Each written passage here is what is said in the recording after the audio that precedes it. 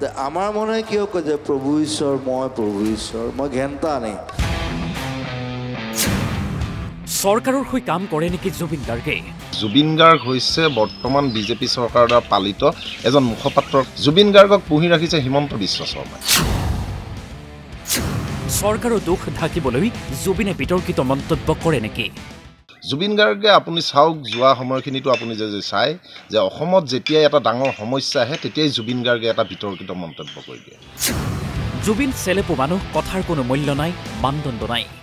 যি চেলেপু কথা বতৰা কয় কোনো কথা বতৰাৰ মানদণ্ড নাই যেতিয়াই যি মন যায় তাকেই কৰি দিয়ে জুবিন গাৰ্গৰ বিৰুদ্ধে উত্থাপন কৰিছে ভয়ংকৰ অভিযোগ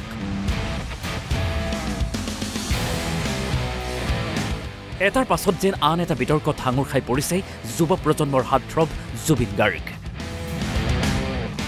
শেহতীয়াভাৱে সত্তাধিকাৰৰ বিৰুদ্ধে কৰা মন্তব্যৰ প্ৰতিক্ৰিয়া এতিয়াও যেন মাৰ যোৱা নাই জুবিনৰ বিৰুদ্ধে এইবাৰ চৰকাৰৰ হৈ কাম কৰাৰ অভিযোগ উত্থাপন কৰিছে বীৰ লাচিত সেনাই জুবিনক লৈ বীৰ লাচিত সেনাৰ কেন্দ্ৰীয় মুখপাত্ৰ প্ৰকাশ বৰুৱাই কৰিছে কেতবোৰ গুৰুতৰ অভিযোগ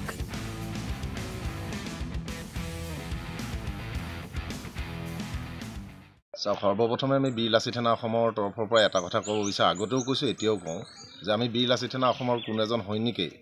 জুবিনৰ কণ্ঠ ভাল পাওঁ আগতেও কৈছোঁ তেওঁৰ গীত ভাল পাওঁ কিন্তু জুবিনৰ কথা বতৰাৰ কোনো মূল্য নাই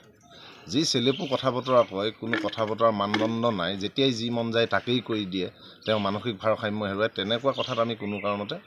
তাত হয় নহয় একো আমি মন্তব্য আগনবঢ়াওঁ বীৰ লাচিত সেনা অসমত এতিয়া প্ৰধান কথাটো হৈছে আমি আগতেও কৈছোঁ এতিয়াও কওঁ যে জুবিন গাৰ্গ হৈছে বৰ্তমান বিজেপি চৰকাৰৰ দ্বাৰা পালিত এজন মুখপাত্ৰৰ কাম কৰি আছে জুবিন গাৰ্গক পুহি ৰাখিছে হিমন্ত বিশ্ব শৰ্মাই জুবিন গাৰ্গে আপুনি চাওক যোৱা সময়খিনিতো আপুনি যে চাই যে অসমত যেতিয়া এটা ডাঙৰ সমস্যা আহে তেতিয়াই জুবিন গাৰ্গে এটা বিতৰ্কিত মন্তব্য কৰি দিয়ে যেতিয়া এটা ডাঙৰ সমস্যা আহে সেই সমস্যাটো সমাধানৰ ক্ষেত্ৰত জুবিন গাৰ্গে মাত দিব লাগে তুমি মাত নিদিয়া মনে মনে থকা তাত ক'ব লগা নাই কিয়নো আমি গম পাইছোঁ তোমাৰ জাতিটোৰ প্ৰতি কিমান অৱদান আছে কিমান তুমি জাতিৰ প্ৰতি কাম কৰিছা তোমাৰ অৱদান নাই তুমি জাতিৰ প্ৰতি কাম নকৰা মনে মনে থকা ক'ব লগা নাই কিন্তু জুবিন গাৰ্গে এনেকুৱা সময়ত কিছুমান মন্তব্য আগবঢ়ায় যিবিলাক মন্তব্যই অসমৰ সৰ্বস্তৰ জনসাধাৰণক বিপথে পৰিচালিত কৰে আপুনি গম পাইছে ইতিমধ্যে অৰুণাচলৰ কেন্দ্ৰীয় মন্ত্ৰী কিৰণ ৰিজিজুৱে সংবাদমেল যোগে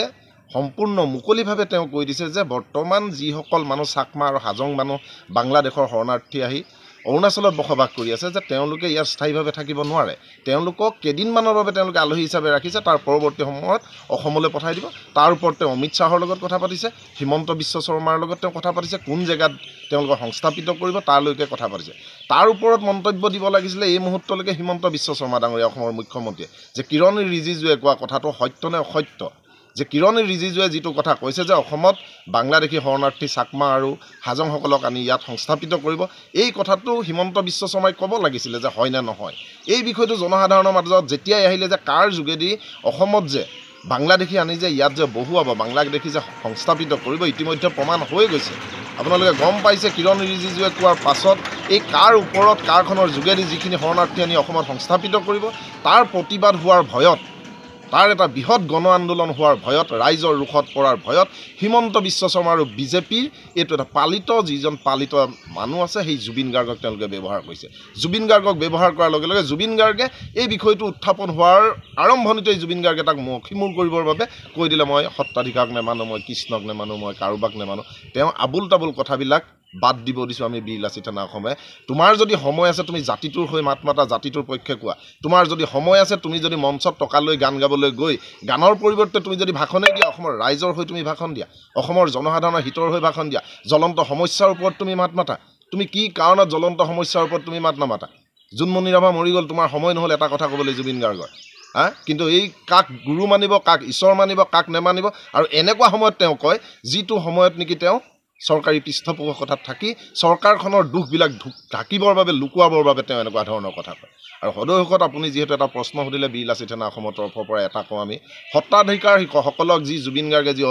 কথা ক'লে যি মন্তব্য কৈছে এয়া সত্তাধিকাৰসকলে পাব লগা উচিত প্ৰত্যুত্তৰ আৰু একদম যোগ্য প্ৰত্যুত্তৰ দিছে জুবিন গাৰ্গে কিন্তু এটা সময়টো সঠিক নাই হোৱা জুবিন গাৰ্গে কোৱা যিদিনা সত্তাধিকাৰসকলে নাগপুৰৰ নেতাৰ হিন্দুত্ববাদী নেতাৰ শৰণ লৈ সত্ৰৰ সত্ৰাধিকাৰত তেওঁলোকে নাগপুৰীয়াৰ শৰণ ল'লে সেইদিনাই তেওঁলোকক এই কথাটো তেওঁলোকক ক'ব লাগিছিল সেই দিনটোত কিন্তু জুবিন গাৰ্গে নক'লে এতিয়া বৰ্তমান কৰিছে সেয়ে আমি কওঁ অসমৰ জনসাধাৰণক কওঁ জুবিন গাৰ্গৰ এনেকুৱা ধৰণৰ মন্তব্যৰ পৰা আপোনালোক আঁতৰি থাকক এনেকুৱা ধৰণৰ মন্তব্যত গুৰুত্ব নিদিব ইয়াৰ এই মন্তব্যত আপোনালোকে গুৰুত্ব দিবলৈ গ'লে আৰু দুদিন পাছত জুবিন গাৰ্গে হয়তো চিঞৰি দিব পাগলৰ দৰে এনেও চিঞৰে আৰু চিঞৰি দিব যে মই কাঞ্চনজংঘা এইখন দেশৰ সীমা নাই কোনো জাতি নাই চব আহা বুলি কৈ দিব সেয়ে আমি কওঁ জুবিন গাৰ্গৰ এনে মন্তব্যবিলাক অসমৰ ৰাইজে জনসাধাৰণে গুৰুত্ব নিদিব আপোনালোকে যিমানে গুৰুত্ব দিব জুবিন গাৰ্গ সিমানে চঞ্চল হ'ব সিমানে জুবিন গাৰ্গে আবুল তাবুল বগিব সিমানে বিজেপিৰ প্ৰফিট হ'ব জাতিদ্ৰোহীসকলৰ প্ৰফিট হ'ব সেইকাৰণে জুবিন গাৰ্গক কৈছোঁ তুমি বিজেপিৰ মুখপাত্ৰ কাম কৰা ক'বলগীয়া আমাৰ নাই কিন্তু বিজেপি দলৰ হৈ ডাইৰেক্ট প্ৰচাৰ কৰা ৰাইজৰ মাজত থাকি ভণ্ড চৰিত্ৰ নীলা শিয়ালৰ চৰিত্ৰ তুমি নল'বা ধন্যবাদ জয় অসম